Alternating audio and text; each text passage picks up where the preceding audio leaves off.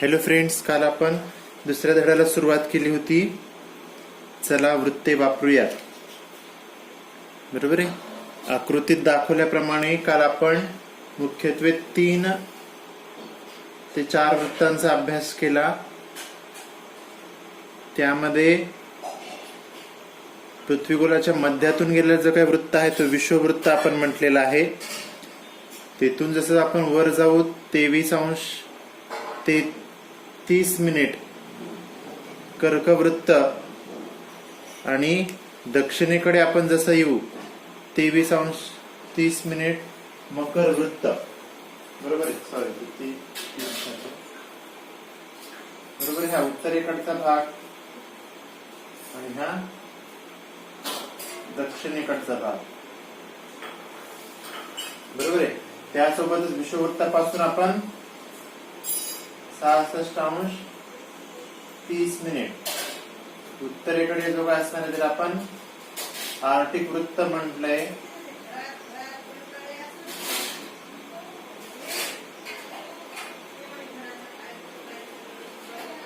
तर 66 अंश 30 मिनिट उत्तर याला आपण अंटार्क्टिक वृत्त असं म्हटलं.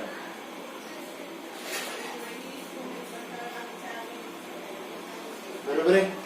आता आपण पुढच्या घटकाकडे वळणार आहोत. याच्यावरून आपल्याला एक लक्षात येते की परत एकदा पाहूया. विश्ववृत्तापासून 23 अंश 30 मिनिट उत्तर 23 अंश 30 मिनिट दक्षिण अक्षवृत्ता दरम्यान सर्व ठिकाणी जे काय आहे मधल्या भागामध्ये वर्षातून 2 वेळेस सूर्यकिरण नंबर पडतात, तर इतर भागामध्ये कधीही पडत नाही.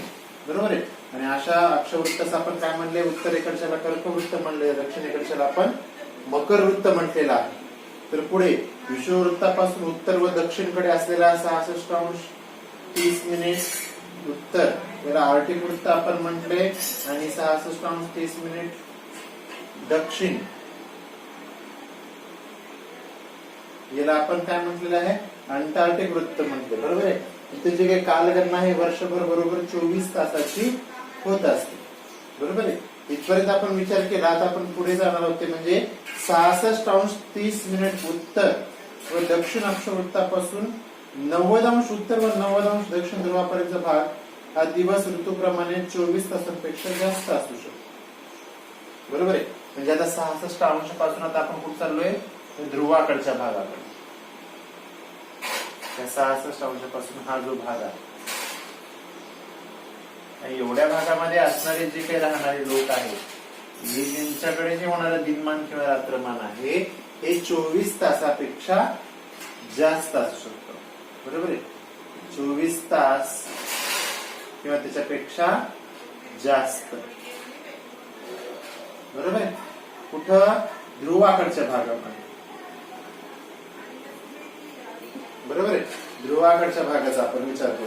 म्हणजेच काय की हा दिनमानाचा किंवा रात्रमानाचा कालावधी कोणत्याही एका ध्रुवावर जास्तीत जास्त 6 महिने. समजा ह्या ध्रुवावर जर रात्र सुरू असेल तर एका ध्रुवावर त्या ठिकाणचा जो काय आपण विचार करायला जाऊ तर तिथं सूर्यक्षेत्राच्या समांतर तुम्हाला पाहायला म्हणजे ध्रुवावर जर आपण विचार करायला जर गेलो जवळजवळ 6 महिने रात्र आणि 6 महिने दिवस. 6 महिने दिवस म्हणण्यापेक्षा त्याला आपण क्षितिज समांतर सूर्य असा आपल्याला अधांतरी पाहावयास मिळतो. बरोबर आहे. पहा, दिनमानाचा किंवा रात्रमानाचा कालावधी कोणत्याही एका ध्रुवावर जास्तीत जास्त 6 महिन्याचा असतो. येथे दिनमानाच्या काळात आकाशात सूर्य क्षितिज समांतर दिसतो. म्हणजेच काय, तिकडं ज्या ठिकाणी दिवस असेल ज्या ध्रुवावर, मग ते उत्तर असो किंवा दक्षिण. बरोबर आहे. मग आता ते कसं असतं त्याचा आपण पुढच्या टप्प्यामध्ये अभ्यास करणार आहोत त्याचा. कारण की ऋतुनिर्मितीमध्ये आपण याचा अभ्यास करणार आहोत की कसं उत्तरेकडे 6 महिने दिवस 6 महिने रात्र असते, त्यावेळेस कशा हिशोबाने पृथ्वी कलते याचा आपण पुढे विचार करणार. पण सध्या पुढे तुम्ही एवढंच लक्षात ठेवायचं की ध्रुवाकडचा जो काही भाग आहे 66 अंश 30 मिनिट उत्तरच्या पुढचा भाग 90 अंशापर्यंत वर आणि खाली म्हणजे उत्तरेकडे आणि दक्षिणेकडे इथं जो काही कालावधी आहे दिनमानाचा किंवा रात्रमानाचा हा 6 महिन्याचा असतो. बरोबर. मग तुम्ही म्हणताल 6 महिने दिवस म्हणजे सूर्य आधांतरी म्हणजे डोक्यावरच राहतो असला भाग नाही. त्या सूर्यक्षितिजचा मानतो तो मावळत नाही. म्हणजे आपल्याकडे कसं दिवस मावळतो आणि रात्र होते तसं तिकडं ठिकाणी होत नाही. समजा तिकडं जर हे असेल, जर दिनमान असेल तर आकाशामध्ये एक सूर्यक्षितिज समांतर असतो, म्हणजे तो आपल्याला कधीच मावळताना दिसत नाही 6 महिन्यापर्यंत. आणि रात्रमध्ये मग काही काळामध्ये ती रात्र म्हणजे संपूर्ण काळोख नसेल तर कुठेतरी ती अधांतरित असते. आपल्याकडे जो काही सायंकाळचा वेळ असतो, असं 6 महिन्याचा ऋतू तिथं पाहावयास मिळतो. पण ते ध्रुवाकडचे. आता दक्षिण ध्रुवाकडे खूप लोकसंख्या पाहावयास मिळत नाही, बरोबर आहे. अंटार्क्टिक जो काही तिकडं खंड आहे त्यामध्ये संपूर्ण बर्फाळ आहे. पण उत्तरेकडचा जो काही विशिष्ट देश आहेत त्याच देशामध्ये असा प्रकार आपल्याला पाहावयास मिळतो. ते कसं काय आपल्याला पुढे त्याचा आपण अभ्यास करणार आहोत. पण तात्पुरतं एवढ्याच गोष्टी लक्षात ठेवायचं. म्हणजेच काय की वरील सर्व अक्षवृत्तीय मर्यादा आहेत या पृथ्वीचा व्यास आहे जो 23:30 कलण्याशी संबंधित आहे, बरोबर आहे. आणि ते कसं कळतोय मागच्या वर्षी पण तुम्ही अभ्यास केला, पण याचाच अभ्यास आपण डिटेलमध्ये आपण पुढच्या वर्षी सुद्धा करणार आहोत. पण सध्या पुरतं तुम्ही एवढंच लक्षात घ्या की ध्रुवाकडचा जो काही भाग आहे तर दिनमान आणि रात्रमान ही 6 महिन्याची असते. इतपतच सध्या तुम्ही लक्षात ठेवा. आता हे जे काही आतापर्यंत आपण विचार केला, विषुववृत्त 0°, त्यानंतर कर्कवृत्त, मकर वृत्त, आर्टिक वृत्त, अंटार्क्टिक वृत्त आणि 2 ध्रुव जे आहे, उत्तर ध्रुव 90° आणि दक्षिण ध्रुव हे 90°, बरोबर. इत्यादी महत्वाची वृत्ते आहेत आणि ही वृत्ते पाठ करून टाकायची. म्हणजे परीक्षेमध्ये अशी आकृती विचारली, वृत्तांची आकृती काढा, ती सांगता आल्या पाहिजे, बरोबर आहे. आता विषुववृत्तापासून कर्कवृत्त मकर वृत्त दरम्यान जो काही प्रदेश आहे तिथे लंब स्वरूपाचे किरणांचा प्रदेश त्याला म्हणते, बरोबर आहे. आणि आर्टिक वृत्त ते मकर वृत्त, आर्टिक वृत्त ते अंटार्क्टिक वृत्त ही जी काही आहेत वृत्ते तिथे ते तिरप्या किरणाचा प्रदेश असतो आणि ते करेक्ट 24 तासापर्यंत असतो. तर उत्तर ध्रुव आणि दक्षिण ध्रुव जे 90° आहे तो अत्यंत तिरप्या किरणांचा प्रदेश असल्यामुळे तिथे दिनमान 24 तासांपेक्षा जास्त म्हणजे जवळजवळ 6 महिन्याचा असतो. इथपर्यंत आपण अभ्यास केला आणि एवढंच तुम्हाला याच्यामध्ये लक्षात ठेवायचंय. पुढच्या काही महत्वाच्या बाबी आहेत ते पहा. सूर्यकिरणाचा कालावधी व तीव्रता यानुसार पृथ्वीवर विविध तापमानाची पट्टे कटिबंध तयार होतात आणि याच तापमान पट्ट्याच्या अनुषंगाने वायुदाब पट्ट्यांची पण काय होते, निर्मिती, बरोबर आहे. आणि यामुळेच सूर्यप्रकाशाच्या तीव्रतेमुळे होणारा परिणाम म्हणजेच प्रदेशानुसार वनस्पती आणि प्राणी यामध्ये विविधता पाहावयास मिळते, बरोबर आहे. एकाच ठिकाणी आता आपण उत्तर पूर्व भागामध्ये राहतो, बरोबर आहे. म्हणजे या भागामध्ये आपण राहतो, या मध्यल्या भागामध्ये, त्यामध्ये आपल्याकडची असणारी जी काही प्राणी संपत्ती किंवा नैसर्गिक संपत्ती आहे ही आपल्याकडे विविधता पाहावयास मिळते. तरच जर तुम्ही ध्रुवाकडच्या भागामध्ये गेला तिकडे प्राणी संपत्ती किंवा नैसर्गिक संपत्ती आपल्याला याच्यापेक्षा निराळी पाहावयास मिळते, बरोबर आहे. म्हणजे एकंदरीतच काय की प्रत्येकाच्या ऋतुमानानुसार, बरोबर आहे, त्याच्या बदलत्या हवामानानुसार प्रत्येक ठिकाणी जी काही वैविध्यता आहे प्राणी संपत्तीची, बरोबर आहे, किंवा वनस्पतीची ती वेगळी पाहावी. आता विविध स्वरूपाची तापमान पट्टी कशी, आता विषुववृत्त म्हणजे लंबरूप स्वरूपाचा प्रदेश पडतो त्यामुळे हे उष्ण स्वरूपाचं असतं, बरोबर. उष्ण स्वरूपाचे कटिबंध म्हणजे सदैव इथं उष्णता जास्त प्रमाणात, बरोबर आहे. हा जो काही आहे हा कटिबंधाचा भाग हा समशीतोष्ण असतो, म्हणजे काही प्रमाणात ऊन तर काही प्रमाणात थंडी, आपण ज्याला म्हणतो उष्णता आणि थंडपणा हे दोन्ही गोष्टी इथे जाणवतात. तर दोन्ही उत्तर आणि दक्षिण ध्रुवाकडच्या भागामध्ये जो काही वातावरण असतं ते शीत स्वरूपाचं, अशा स्वरूपाचे 3 तापमान पट्ट्यांची तर काय झालेली आहे, निर्मिती. मग ही निर्मिती होण्यामागचे कारण काय की पृथ्वी गोल आहे, पृथ्वीचा व्यास मध्यभागी फुगीर आहे, तर वर त्या ध्रुवाकडे ती कमी कमी होत जाते, बरोबर आहे. यामुळे प्रत्येक ठिकाणी असलेले जे काही तापमान आहे तापमानामध्ये आपल्याला फरक पाहावयास मिळतो. परिणामी सूर्यकिरण पण आहेत, सूर्यकिरण इथं लंबरूप पडल्यामुळे हा भाग उष्णतेमध्ये जातो, इथं तिरपी तर इथं अतितिरपी पडल्यामुळे हवामानामध्ये किंचित बदल पाहावयास मिळतो.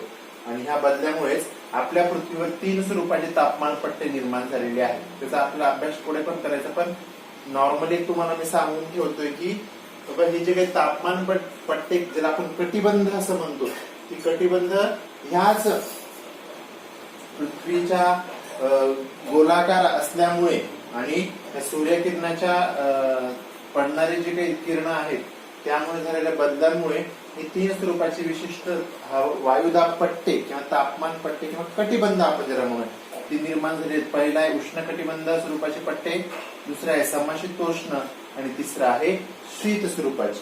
आता हे उष्ण कशी, समशीतोष्ण कशी आपण पुढे डिटेल अभ्यास करत जाणार आहोत.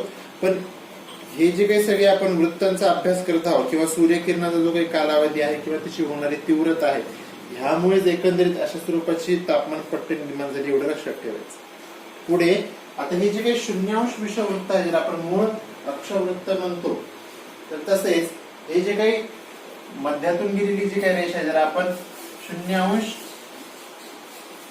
असलेलं रेखावृत्त, ज्याला आपण मूळ रेखावृत्तही म्हणतो, तर हे जे काही मूळ रेखावृत्त आहे हे महत्वाचं मानलं गेलेलं आहे. का? ते जागतिक प्रमाणवेळ निश्चित करण्यासाठी वेगवेगळ्या देशांच्या प्रमाणवेळीशी सांगड घालणे हाच त्याचा मुख्य उद्देश आहे. म्हणून याच रेखावृत्ताला ग्रीनिचचे रेखावृत्त म्हणतात, ज्याला आपण GMT असं म्हणतो. म्हणजे ग्रीनिच मीन टाइम ज्याला आपण म्हणून ती ओळखली. का ओळखलं जाते? तर ह्याच मूळ रेखावृत्तावरून आपण याचे काय केलेले, पूर्व गोलार्ध आणि पश्चिम गोलार्ध भाग केलाय. पूर्व गोलार्धामध्ये राहणारे लोक आणि पश्चिम गोलार्धामध्ये राहणारे लोक यांमध्ये वेळेचा तफावत निर्माण होतो. आता वेळेचा तफावत कसा निर्माण होतो? इकडच्या देशामधले असल्याने कोणता वार आणि कोणता वेळ धरावा, इकडच्या देशामध्ये असणारे म्हणजे पश्चिमेकडे असणाऱ्या देशाने कोणता वार आणि वेळ, याचा अभ्यास सगळं आपल्याला इयत्ता 9वी मध्ये करायचा. तर त्याआधी ही जी काही मूळ रेखावृत्त गेलेला आहे, याच मूळ रेखावृत्तापासून आपल्याला प्राईम टाइम निश्चित करण्यात आला, आपण GMT म्हणतो, म्हणजे ग्रीनिच मीन टाइम ज्याला आपण म्हणूया. बरोबर आहे. याच्यावरून मुख्य जी काही वेळ आहे, ज्याला आपण म्हणूया जागतिक स्वरूपाची प्रमाण वेळ, ही निश्चित करण्यात आली. त्यामुळे हे रेखावृत्त महत्वपूर्ण मानलं गेलेलं. पुढे 180 अंश रेखावृत्त ही एक महत्वाचे रेखावृत्त आहे. मूळ रेखावृत्तापासून पूर्वेकडे आणि पश्चिमेकडे 180 अंश रेखावृत्तापर्यंत इतर रेखावृत्ते काढली जातात. आणि 180 अंश रेखावृत्ता संदर्भाने हीच आंतरराष्ट्रीय वार रेषा विचारात घेतली जाते. तुम्हाला आताच जे काही म्हटलेलं आहे, बरोबर आहे, याच्यावरूनच आपण आंतरराष्ट्रीय वार रेषा निश्चित करतो. ही वार रेषा म्हणजे काय? ती आंतरराष्ट्रीय स्वरूपाची कशी, तुम्हाला 2-3 वर्षानंतर याचा अभ्यास करायचा आहे. पण एवढं लक्षात ठेवायचं की मूळ रेखावृत्तापासून ही जी काही 180 अंश रेखावृत्त आहे ही महत्वपूर्ण धरली जातात. त्यासाठी वार आणि वेळ निश्चित करण्यासाठी. तर पुढे विषुववृत्त हे जे काय आहे यालाच आपण बृहदवृत्त म्हटलेलं आहे. बरोबर आहे. आणि तसेच एकमेकांसमोरील 2 जे काही रेखावृत्ते मिळून हे बृहदवृत्त तयार होते. आणि पृथ्वीवरील कमीत कमी जे काही अंतर आहे हे शोधण्यासाठी या काय होतो, बृहदवृत्ताचा काय होतो वापर. बरोबर आहे. हे जे काही 0 अंश आहे, बरोबर आहे, हे दोन्ही जे स्वरूपाचे आहेत, हे 0 अंश विषुववृत्त हे अक्षवृत्तामध्ये येतात. बरोबर आहे. तर हे जे काही गेलेलं आहे 0 अंश हे मूळ रेखावृत्तामध्ये. बरोबर आहे. इथं जे काही आपल्याला पाहावयास मिळतो, कमीत कमी अंतर शोधण्यासाठी हे मूळ रेखावृत्ताचा अभ्यास केला जातो. एकंदरीतच तुम्हाला याच्यामध्ये काय लक्षात ठेवायचंय की हे जे काही पृथ्वीगोल आपण जे काही दिशा किंवा जे काही वस्तू किंवा जो काही देश शोधण्यासाठी आपण याचा वापर करतो, त्याच्यामध्ये काही महत्वाची वृत्ते आहेत. बरोबर आहे. त्या वृत्तांचा अभ्यास करण्यासाठी आपल्याला हा धडा अभ्यासायचा होता. याच्यामध्ये 4 महत्वाची वृत्ते, त्यानंतर एक विषुववृत्त आणि 2 ध्रुवाकडचा भाग. बरोबर आहे. असे आपल्याला 5, 6, 7 असे 7 ते 8 वृत्तांचा आपण याच्यामध्ये अभ्यास केलेला आहे. एवढीच वृत्ते तुम्हाला लक्षात घ्यायची आहे आणि ही लक्षात ठेवून त्यानुसार आपण पुढे आपण जसं जाऊ त्यानंतर त्याचा आपण तसा अभ्यास करत जाणार होतो. तर ह्याच वर्षी नाही तर पुढील वर्षी सुद्धा आपल्याला ह्या किंवा त्याच्या पुढच्या वर्षी सुद्धा आपल्याला ही कामाला जाईल. ठीक आहे. अशा प्रकारे आपला दुसरा धडा येथेच संपलेला आहे. नवीन धड्याला आता आपण पुढच्या भागामध्ये सुरुवात करूया.